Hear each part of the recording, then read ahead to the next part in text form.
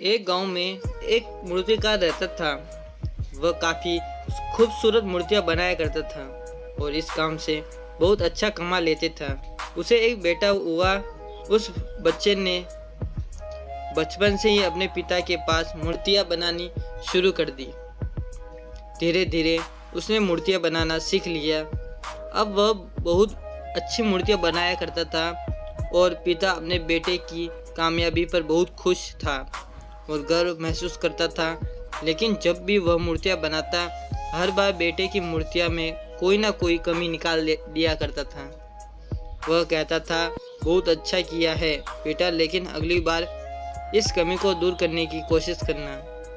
बेटा भी कोई शिकायत नहीं करता था। वह अपने पिता की सलाह पर ही अमल करते हुए अपनी मूर्तियों को और बेहतर करता रहता था। इस लगातार सुधार से बेटे की मूर्तियां अपने पिता से भी अच्छी बनने लगी और ऐसा समय भी आया कि लोग बेटे की मूर्तियां बहुत पैसा देकर खरीदने लगे, जबकि उसके पिता की मूर्तियां पहली बार कीमत पर ही बिकती थी।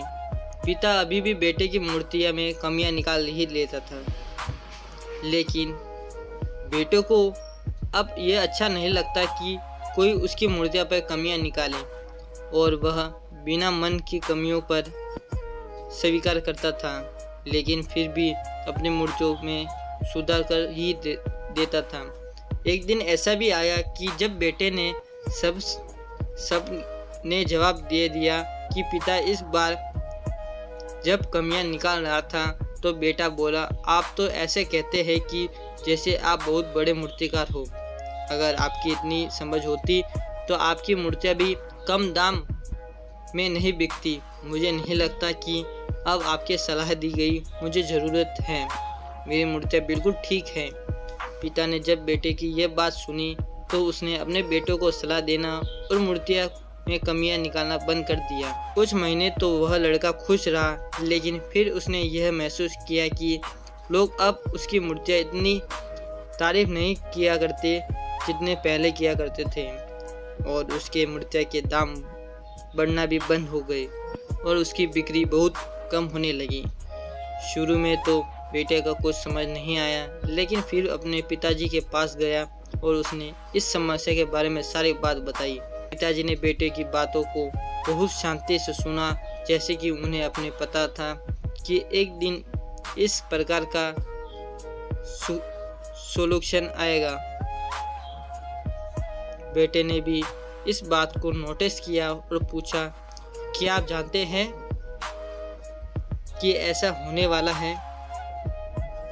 पिता ने हाँ मैं उत्तर दिया और बोला, आज से कई साल पहले मैं भी इस हालत से टकराया था।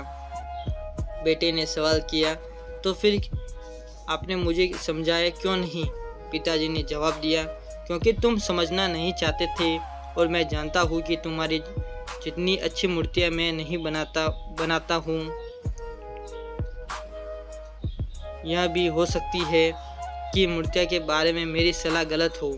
ऐसा भी नहीं है कि मेरी सलाह की वजह से कभी तुम्हारी मूर्तियाँ बेहतर बनी हो, लेकिन जब तुम्हारी मूर्तियाँ में कमियाँ दिखता था, तब मैं अपनी बनाई मूर्तियों में संतुष्ट नहीं होने थे और खुद को बेहतर करने की कोशिश करते थे, और वही बेहतर होने की कोशिश ही तुम्हारे कामयाब होने का एक बड़ा कारण था।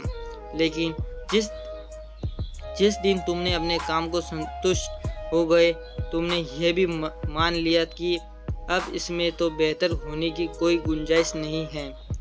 अब तुम्हारी कामयाबी रुक गई। लोग हमेशा तुमसे बेहतर ही उम्मीद रखते हैं और यही कारण है कि अब तुम्हारी मूर्तियाँ के लिए तुम्हारी तारीफ नहीं होती और ना ही उसके लिए तुम्हें ज़्यादा पैसे मिलते हैं। बेटे थोड़ी देर चुप रहा और फिर उसने सवाल किया, तो अब मुझे क्या करना चाहिए? पिता ने एक वाक्य में जवाब दिया, असंतुष्ट होना सीख लो। मान लो कि तुम हमेशा बेहतर होने की गुंजाइश बाकी है। ये बात तुम्हें हमेशा आगे बढ़ने से प्रेरित करती रहेगी, तुम्हें हमेशा बेहतर बनाते रहेगी।